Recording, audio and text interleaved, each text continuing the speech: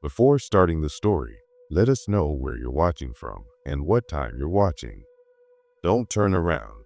The night air was thick with silence, not the peaceful kind, but the suffocating void that made every creak of the floorboard sound like a scream. Claire pressed her back against the bathroom door, her breath ragged and uneven. Her heart slammed against her ribs, and she forced her eyes shut, desperate to block out the last thing she had seen. It had all started with a dare. Just another ridiculous game among friends, Bloody Mary, the Midnight Man, the usual urban legends they had played with as children. But tonight, their challenge was different. Simpler. Just don't turn around, Jenna had whispered, her voice trembling despite the grin she wore. No matter what, don't turn around.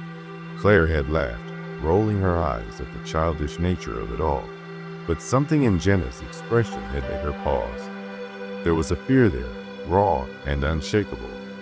What happens if you do? Claire had asked, half joking. Jenna hesitated. They take you. Who? Jenna just shook her head. Just don't turn around. Now, alone in her house at nearly 3 in the morning, Claire regretted ever playing along. It had been easy at first. She had spent the entire evening ignoring her surroundings, laughing at her own paranoia. But then, strange things started happening. Her reflection in the mirror didn't quite move in sync with her. Shadows stretched too long in the corners of her vision, and the whispers, soft, breathy murmurs just behind her ear, had started an hour ago. She had checked her phone countless times, praying for Jenna or anyone to respond to her frantic messages. But there was only silence. The messages showed as delivered, but no one answered.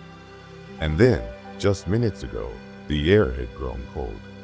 The kind of cold that didn't just prickle your skin, but sank deep into your bones. That was when she had felt it.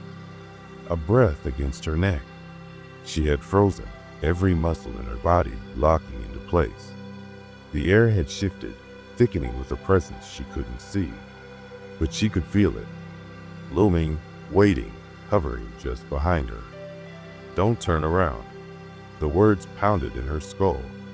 A part of her screamed to run, to throw open the door and flee into the night. But another part, the one paralyzed with raw terror, knew the truth. It was right behind her. Claire clenched her fists, nails biting into her palms. She had to move. Staying still wasn't an option. If she did nothing, the thing behind her would make the decision for her.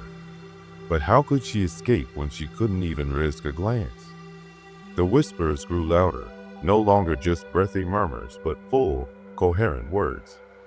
Her name, repeated in a dozen different voices. Some sounded like her mother. Some sounded like Jenna.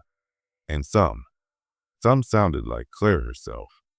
She squeezed her eyes shut tighter, pressing her back harder against the cold tile wall. Go away, she whispered, her voice barely audible. Laughter.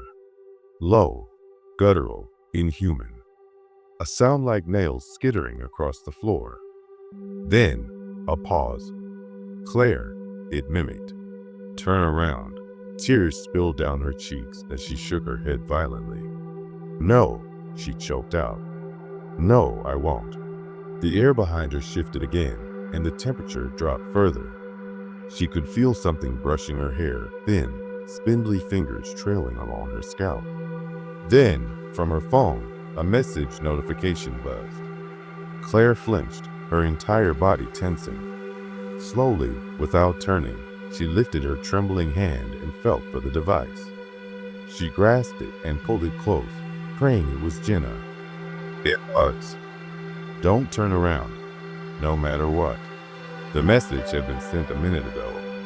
Claire's stomach plummeted. If Jenna had sent this just now, did that mean she was still okay?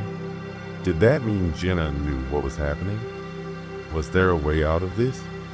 Before she could process anything further, something heavy slammed into the bathroom door from the other side. A deep, guttural growl filled the air, shaking the walls. Claire did the only thing she could think of. She lunged forward, flinging the door open and sprinting into the hallway. The air seemed to thicken around her, dragging at her limbs, trying to pull her back. She resisted, heart hammering against her ribs as she raced toward the front door. The whispers turned to screams. "Claire, turn around." She didn't. Her hands fumbled at the lock, shaking so violently she could barely grip it. Something loomed over her, the air behind her pulsing with unnatural energy. She could feel the heat of it now, pressing against her spine like an open maw ready to consume her.